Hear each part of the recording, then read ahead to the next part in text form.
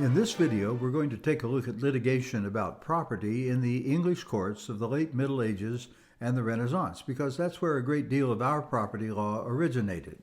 Now, if you were to go to London today and ask to see the law courts, you'd probably be directed to the building shown in the photo here.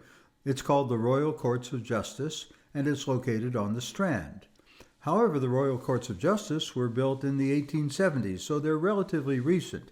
We're going to look at some much older buildings where our property law originated. Before we look at the buildings where these events took place, you need to understand that there were two different kinds of courts in medieval England, the law courts and the courts of equity. In most United States today, they're merged. Law and equity are handled by the same judges, but the distinction between the two and the judges who handled them was extremely important in the development of English law. This is a map of modern London, and you'll see many familiar landmarks here. The one we want to focus on is beside the Houses of Parliament and Westminster Abbey. It's on the part of the River Thames that runs northward, and it's called Westminster Hall. Today, Westminster is just part of Greater London, but during the period when the law courts became important, Westminster was a separate village, not part of the City of London at all. Let's consider the difference between the law courts and the equity courts in the early English judicial system. The law courts originally were established by the king, and indeed the king was the judge and would decide cases personally.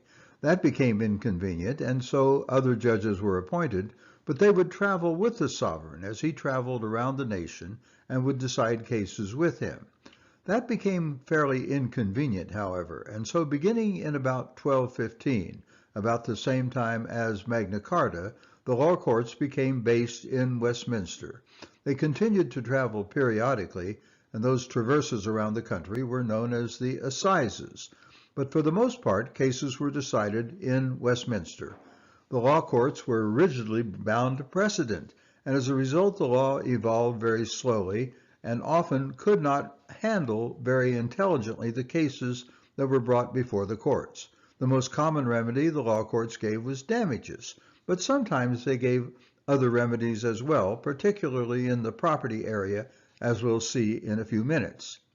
The equity or chancery courts were established by the Lord High Chancellor, and indeed originally the Chancellor was the judge and would decide equity cases himself.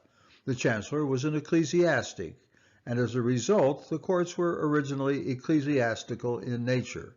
They began sitting in Westminster beginning in about 1330 and remained there until 1737 when they moved over to Lincoln's Inn and remained at Lincoln's Inn until the establishment of the Royal Courts of Justice on the Strand that we saw in the earlier photo.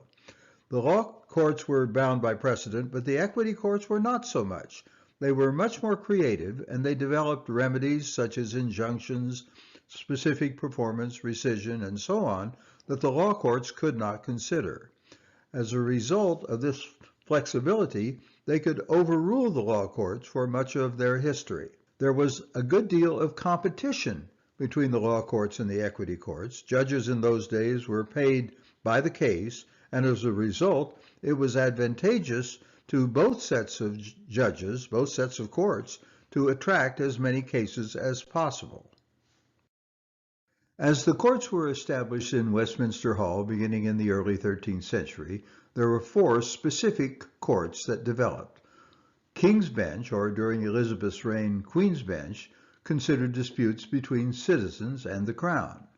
The Court of Common Pleas considered disputes between two citizens, what we'd think of today as an ordinary civil suit. The Court of Exchequer considered disputes over the collection of revenue by the Crown.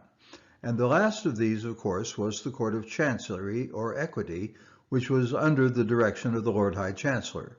The first three were called the common law courts. Chancery was considered distinct from the common law courts. I thought you might enjoy seeing some pictures of Westminster Hall as it exists today in its surroundings. This, of course, is a picture of the Houses of Parliament, technically called the Palace of Westminster. This is the view that you would see if you took a ride in the London Eye, the huge Ferris wheel that operates just on the south side of the Thames. On the right side of the photo, you'll see Big Ben and the Elizabeth Tower where Big Ben is situated, and behind it you'll see Westminster Abbey. Just to the left of Big Ben, you'll see the roof of Westminster Hall. It's surrounded by and almost seems to be eclipsed by the Houses of Parliament, but in fact it is much older and in a way much more historically significant. Here's an aerial view that shows Westminster Hall just to the west of the Houses of Parliament and just across the street from Westminster Abbey. Here's a little information about Westminster Hall. It's the oldest building in the parliamentary estate by far. It was built in 1097 by William II, or William Rufus as he was called because of his red hair, the son of William the Conqueror himself. It was, when built, by far the largest hall in England and probably the largest hall in Europe. It had stone walls 6 feet thick. Its floor area measured 240 by 67 feet and covered about 17,000 square feet of space. It was, by the standards of that time, a massive building. Here's a short video from the British Parliament that shows some of the royal and judicial uses of the hall. The King's High Table was set at the southern end of Westminster Hall on a raised platform called a dais. The table was used in a practical way as well as being associated with traditional functions. For example, it was tradition that each new sovereign went to the hall for the coronation breakfast and banquet. This was also the seat from which the Crown would dispense the law. Therefore, by sitting at the table, the new sovereign took control of legal authority in a symbolic way. The use of Westminster Hall was gradually taken over by the judiciary as the home of the courts of law. Judges used the table for this purpose for about 300 years. During the early years of the hall, the King's table was wooden, but was later replaced by a piece of fine craftsmanship in dark Purbeck marble on a raised stone dais. I thought you might enjoy seeing some pictures of the historical development of Westminster Hall. This one shows the hall before the hammer beam roof was put in 1399. You can see the double roof line there toward the top of the photo. Here in the 16th century, you can see the hammer beam roof all right, and you can also see the surrounding buildings in this picture there to the right of Westminster Hall, that were used for the sitting of Parliament before the present Parliament buildings were built in 1870. Here's another picture from across the Thames in 1647 with the hall and the other parliamentary buildings just in front of it and the abbey on the other side of the street. In about 1700, this is the appearance of the hall with a view to the north. In its modern context, the hall looks like this: a view first to the east, then to the north,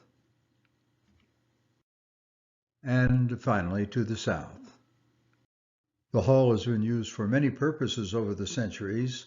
On the left, you can see a painting of the coronation of King George IV in 1821. On the right, a nice depiction of the magnificent hammer beam roof. The interior of the hall looks like this today. It's essentially empty. It's used only for special occasions. For example, when the Queen Mother died a few years ago, she was laid in state in Westminster Hall before her funeral.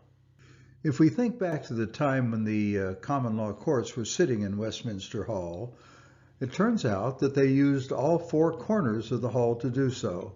Exchequer here on the upper left, Common Pleas on the lower left, King's Bench on the lower right, and Chancery on the upper right.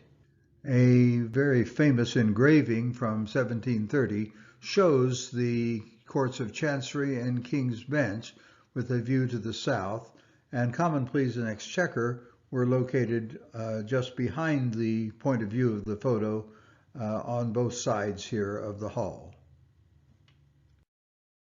The three common law courts required that a plaintiff who came to court not only had to state a claim on which relief could be granted, as Rule 12b-6 says today, but also had to label it with a recognized legal theory. Those legal theories were referred to as the common law forms of action. Property forms of action fell into two categories with respect to the remedies that they provided. The remedy might be damages, or it might be an in specie remedy where one would actually get the property that one was entitled to. A damage remedy would, of course, represent the plaintiff's loss with money, and a form of action that provided for money damages would be referred to in modern terms as a liability rule. On the other hand, a form of action that gave an in specie remedy, that is, restoring the property itself to the plaintiff, that would be called a property rule as distinct from a liability rule in modern terminology. There was quite a variety of common law forms of action for harm to property. The property in question might be either real or personal property, and we're going to list in this table the name of the form of action, whether it applied to real or personal property, and what remedy was provided. It probably isn't very important that you remember the names of these forms of action, although sometimes the same terminology is used in modern litigation in the United States. An action for conversion applied to personal property and might give either a damages remedy or a remedy in specie. Trespass DBA applied to personal property. The DBA, by the way, stood for de bonus asportatus, a Latin phrase which meant whereby he carried away the goods, and damages would be the remedy there. An action in replevin applied to personal property and gave an in specie remedy, where the plaintiff would get back the actual property that had been taken away. An action in trover was an action to protect personal property, but gave a damages remedy instead. For real property, there was trespass QCF. The QCF is Latin for quaere clausum fregit, which means whereby he broke the close, indicating that the defendant had broken the close by transporting himself over the boundary of the property in order to damage it. And here, damages would be the remedy. Trespass on the case applied to situations in which the plaintiff had not physically come on the property, but had damaged it in some other way. And again, damages would be the remedy. And then, if someone came on the property and occupied it, the plaintiff would use an ejectment remedy for real property and would get an in specie remedy. That is, the court would order that the defendant be removed from the property so that the plaintiff could have possession unencumbered by them again. These were legal remedies, not equitable remedies, and they were enforced by King's Bench or common pleas. Now we'll turn our attention to the ways in which the Court of Chancery or equity differed from the law courts in its operation. Now, because the equity or chancery courts were not bound by the forms of action, they could give much more flexible and creative remedies. We'll list a few of the important remedies on this slide. Specific performance meant that a court of equity would order a party to a contract to fulfill their duties and carry it out. An injunction would order a party either to do or not to do some specific action that they were obligated to do or to refrain from doing. Rescission referred to a contract situation in which the court would unwind the contract and put the parties back in their original positions once again. Reformation referred to a case in which a contract had been incorrectly drafted so that it did not reflect the intention of the parties, and the court could reform it and make it conform to the parties' intention. Foreclosure of mortgages referred to situations in which a party who held a mortgage could get a remedy to extract the value from the real estate that secured the indebtedness. Constructive trusts and equitable liens were ways for a court of equity to basically take hold of property that needed to be transferred to someone in order to protect fairness and justice to them. Express trusts were situations in which someone would hold property for the benefit of another party, and the enforcement would be a process by which the court would order the trustee who held the property to carry out their duties under the trust. By the 19th century, the English equity courts had become procedure-bound and cumbersome, and it was extremely difficult to litigate in them. Anyone who has read the novels of Charles Dickens has a feel for the way English equity courts in the 19th century operated. It was not a pretty picture. As a result, in England, the equity courts were merged with the law courts by the Judicature Act of 1873. Much the same thing happened in the United States, so that today there are only 5 American states that still maintain separate law and equity courts: Delaware, Mississippi, New Jersey, South Carolina, and Tennessee. In all the rest of the United States, the law and equity cases are handled by the same courts. I hope you've enjoyed learning a little about the origin of the English courts, and that it will help you understand some of the cases that you read in property class this semester.